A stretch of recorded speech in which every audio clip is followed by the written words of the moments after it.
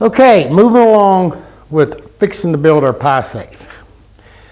Now, some of you may think this is an odd time to be gluing up the shelves.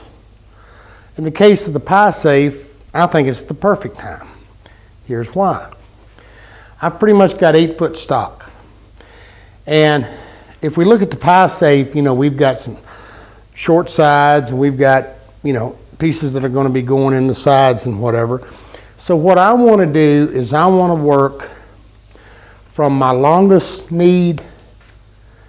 That way, any of my cutoffs that I have, odds are I can use them for some of the shorter pieces. Make sense? And since I'm just doing shelves, I'm going to pick out what is not necessarily the best stock I've got. Now, what I've got here is some poplar, and I've kind of got a mess. This one had a twist. This one's bowed this way. This one actually, what this was, this had a bad cup in it.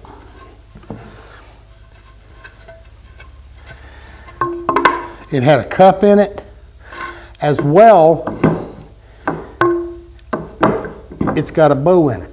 So what I did was I split it in half, retrued the edges so that what I could get, and then I could get them straight.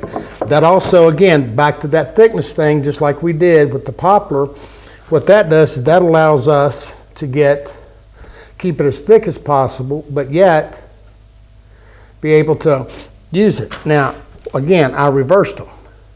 And the reason I flipped them, the reason is this one's bowed up, this one's bowed down. When I clamp it, I'm going to pull them in as nice as I can. I'm also at about 15/16. I'm as thick as I can be. When I go to do the shelves, we're going to have 2 shelves that go inside it that are going to be adjustable. And while I want those shelves to be 3/4, if I got to go down a little less than that, that's not going to hurt anything. But it's allowing me to use up some wood that I really don't want in my premier exterior surface.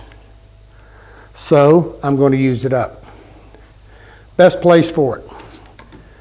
Okay, when I glue this up, one of the things because this is poplar, I don't have to worry a whole lot about the grain, but in a minute we'll be looking at some oak that we will be. Now, one of the things I want to try to do is I want to get an up, a down,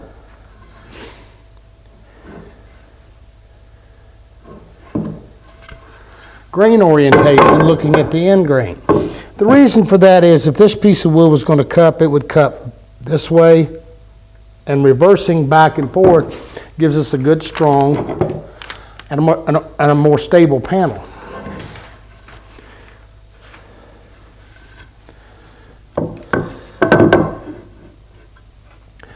Now again, as you can see, this doesn't necessarily look like it's doable.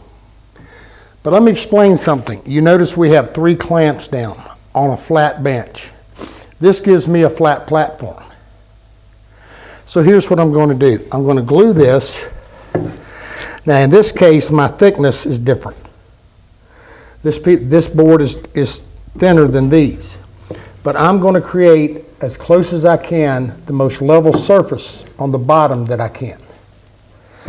That will give me that indexable surface from which to further clean it up. All right. You can see this one right. See what we've got? Now I realize that this panel is, well, let's just call this a little bit exaggerated. But it happens. I wish it wasn't. I wish all this was perfect wood, but sometimes it's not. Now before anybody fusses at me, yes, I'm just going to put glue on one surface. But you notice I've got a good heavy coat. And I'm immediately going to get this up Now I got a light coat on both sides. Just kind of the way I do it.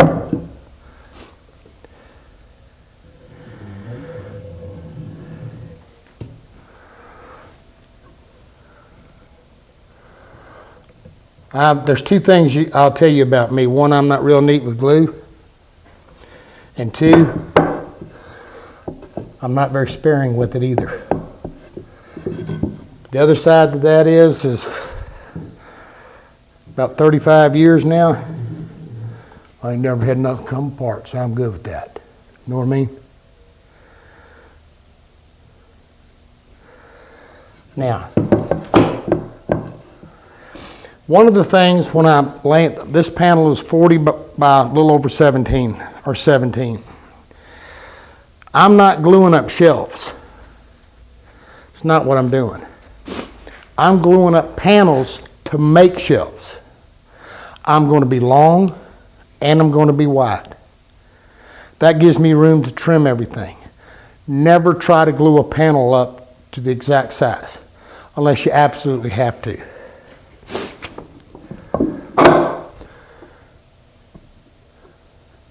That just causes way too much effort and frustration.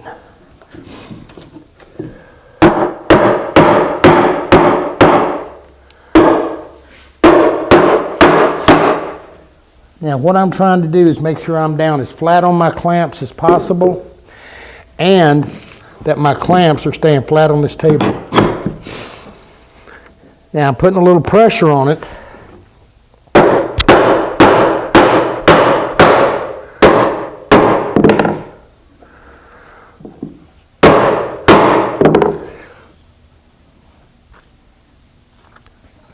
So that as I tap it down, that'll help me.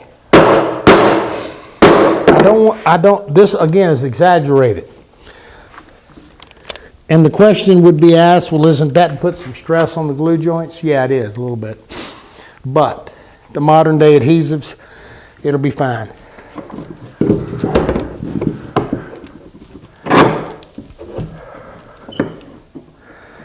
And again, this is kind of an extreme to show you.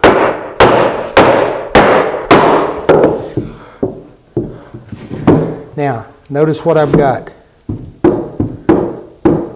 That's not going to work. We've got to get some stress out of this. So I'm going to let this clamp, but I need to make sure the wood is down and not just the clamp.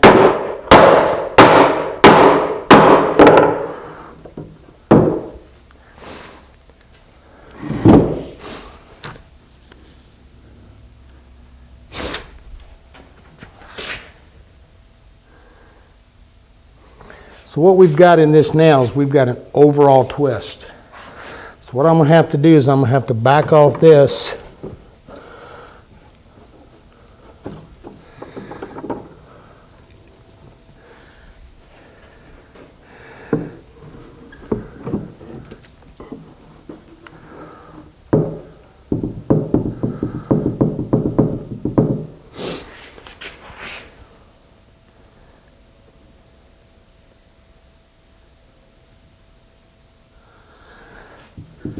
So what I'm doing is I'm letting these boards move just a little.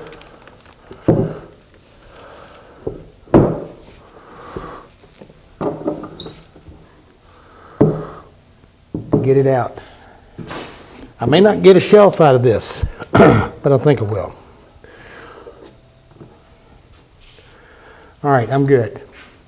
Now, the other thing is when you're gluing up something, especially with a pipe clamp, you never want all your clamps on one side. If you look at a pipe clamp,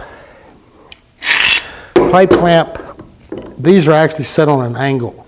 So the pressure on this is typically at the top, and you can literally bow a panel with pipe clamps. So the way to handle it is to, again, just like that grain, is to reverse the pressure. Now what we're doing here, I always glue up, one up, one down, one up. I use the middle clamp in this as a platform. So now I can remove it.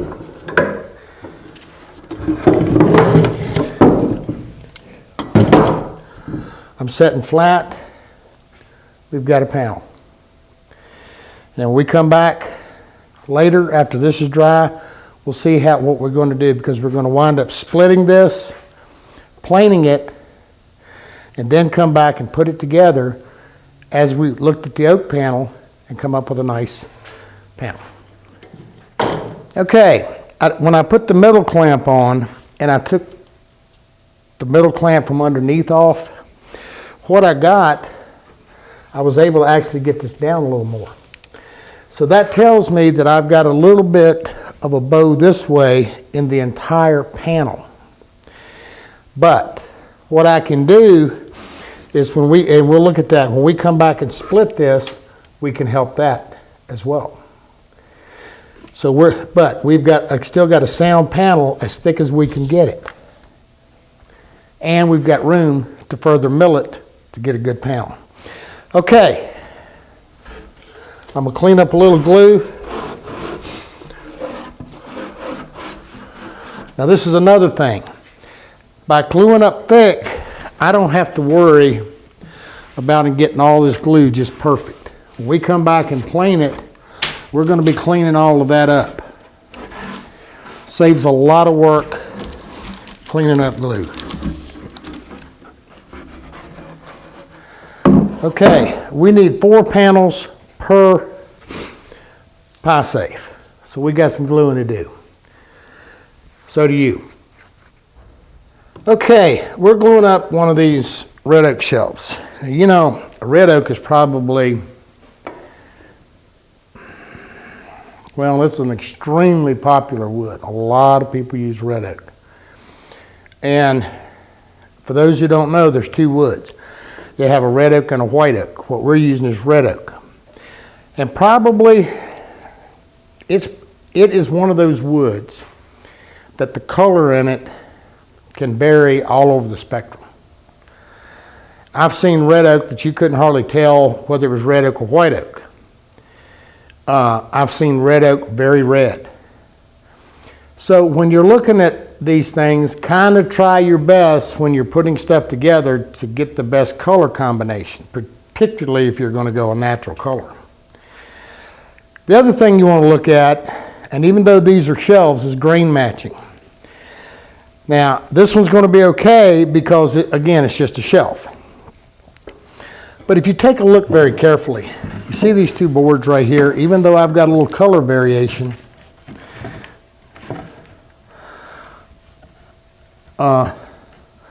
which actually, in this case, because this is an educational thing, because I want to show you how to fix and handle that. But if you notice, I've got a straight grain here on the outside of this board. Same thing here. That's going to give me the best glue line. That's going to give me the best match. As compared to this cathedral grain against a straight grain. That's going to make this glue seam much more obvious. So anywhere you can, always utilize your straight grains to get your best match. Okay? All right, we're going to glue these up and keep on gluing. Okay, here's that panel we were beating and hammering, and it's a mess. And I doubt many of you would ever glue up a panel that looked like this. But, and despite our efforts, we're up a little bit here on this corner. So what we're going to do is we're simply going to split this. Now, again, I want to reemphasize, this is the extreme. But when you understand how to deal with that, then you're not going to get all worried about something else. Again, it's glued up thick, so we've got room to work. So what I'm going to do is I'm going to go over here and I'm going to split this right down the middle of this board, because I want this side to help hold all of that together, and I want these 2 to help stabilize themselves. Then we're going to come back, lay it on the bench, and see where we're at. And if we need to do a little hand planing or tweaking, we'll do that. So I'm going to split this on the table saw right here. Be right back. Okay, with it split in half, here's what I've got.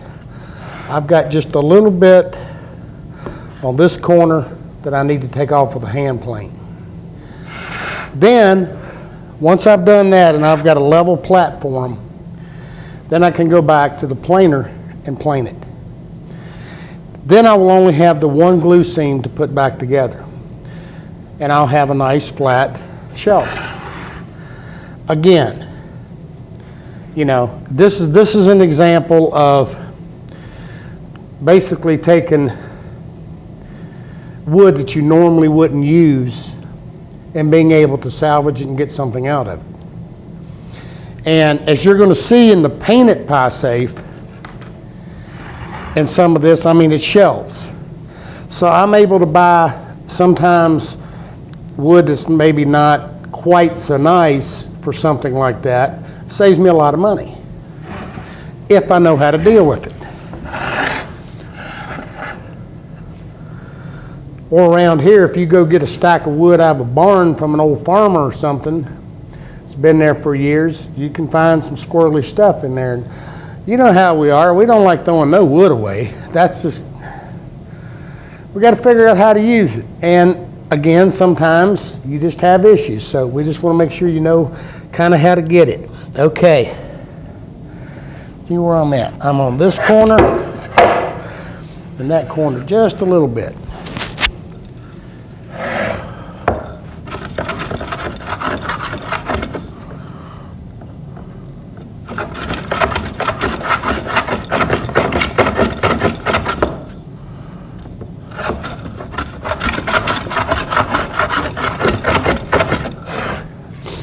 I can feel that little high spot there.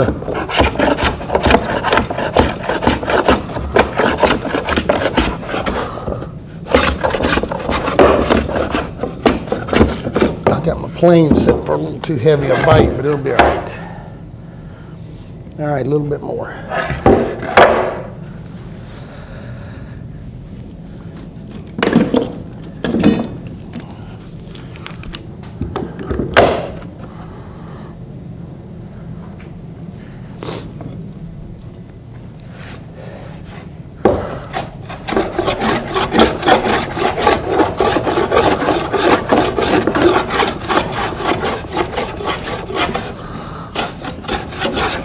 One of the things on this end is where that board kind of had that twist in it.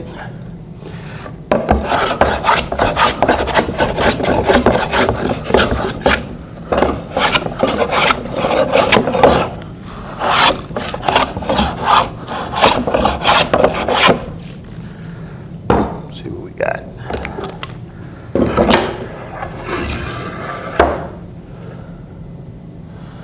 All right, we're flat. I'm gonna go plane this. This one's okay. I'm gonna go plane this. We come back, see what we got. Okay, a couple passes through the planer.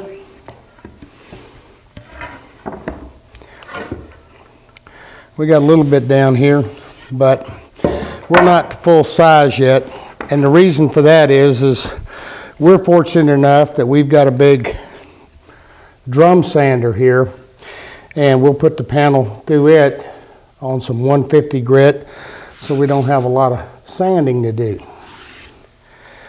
Now, drum sanders, I'm not going to get heavy into them, but I will say this, of any machine or tool I've ever bought that helped my woodworking, a drum sander is one of them, or a wide belt. And which one should you get? The widest you can afford. You know, you can abrasive plane and whatever. You know, you can take something like this and you can start out on 36 grit and go right on. If I had to have my choice between a sander and a planer, I'd have a sander. They're not as fast as a planer, but man, the accuracy and the panels you can create are no schnight, no nothing. That's what I got to say about them. Now, but the first thing you're going to notice here is we now have a clean, flat panel. And I would surmise that most have thought that's not going to come out of that garbage we were gluing up. But I just wanted you to get an idea of processing and prepping wood and some of the different ways we do things. Okay, next I'm going to tell you a story. It's story time. No, I'm not going to read you a good night story or whatever, or bedtime story, ever how you want to put it. I'm going to talk about how we lay out things and figure out what we're going to do, so you have a little idea of the pie safe. The first thing, we're going to start with the side here. We're going to make this side. We've got an 1 3/4 square post. This post, depending upon which one you're doing, so you got to hold tight, this post needs to be 59 3/8. So this post is 59 3/8 tall. Can you read that? Probably not. Try it again. 59 3/8. Now, and you'll see how all this interrelates later, just a little later. This top piece from here to here, this is 5 inches. This one on the bottom is 5 1/2.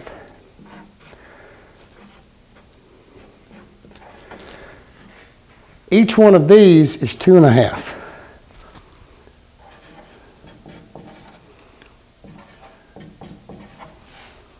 Now, the tin, the punch tin that we're going to be using, the overall dimension is 10 by 14.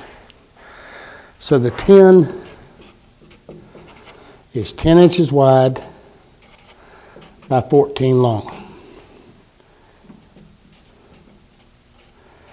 But we have to have a reveal. We have to have, the tin has to set in behind here. So we're going to allow a 1/2 inch reveal. So that means the exposure is going to be 10 inches minus an inch. 1/2 inch either side is 9 inches. So the exposure is going to be 9 by 13. Again, 14 inches minus the inch. So the space from here to here is 9 inches.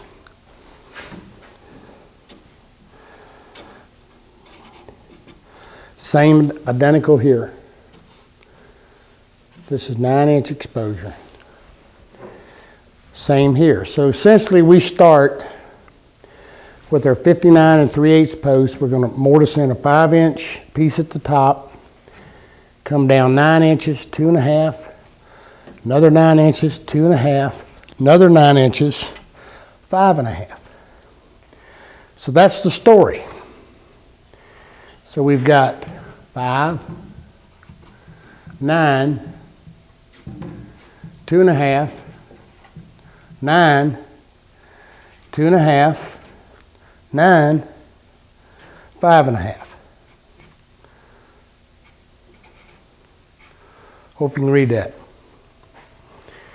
Now, this pie safe is shorter. This is just a mock-up we did using plywood and pocket screws. Not how we're going to build the pie safe.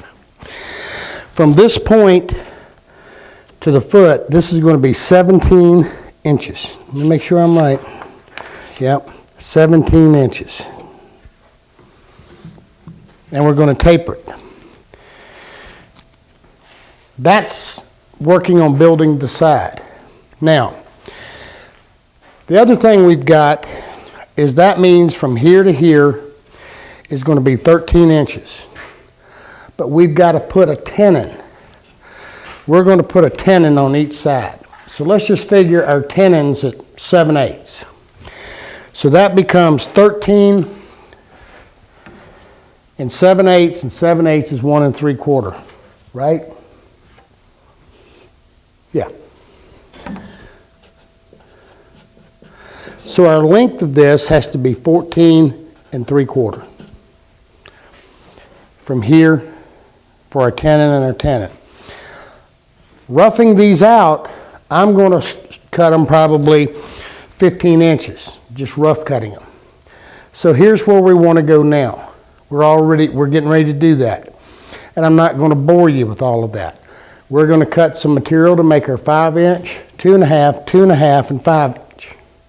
We're going to make some material to cut that out so we can get them out. We're going to get them flat and clean. So you want to know the thickness. Don't really matter. Seriously, it doesn't. If you're at 3/4, that'll work. Don't want to get much under 3/4. If you're 7/8, that's better. If you're at 1 inch, that's great. 7/8, 3/4 is typically where we want to be on the thickness. And again, 5 by 50, roughing it out. Our finished dimension is going to be 5 by 14 3/4. So when you're laying out and just pulling out your pieces, you might want to try to get 5.5 by 14 or 15 rather, something like that. Again, you want to pull the material to get the pieces out of. Get them all stacked up. Now don't forget, you got 2 sides. Okay. The next thing we're going to pull, and we're going to do this out of 8/4 as well. Now, if you don't have 8/4, like we're using for the post, you can laminate it up. You could take 2-inch and 7/8 pieces,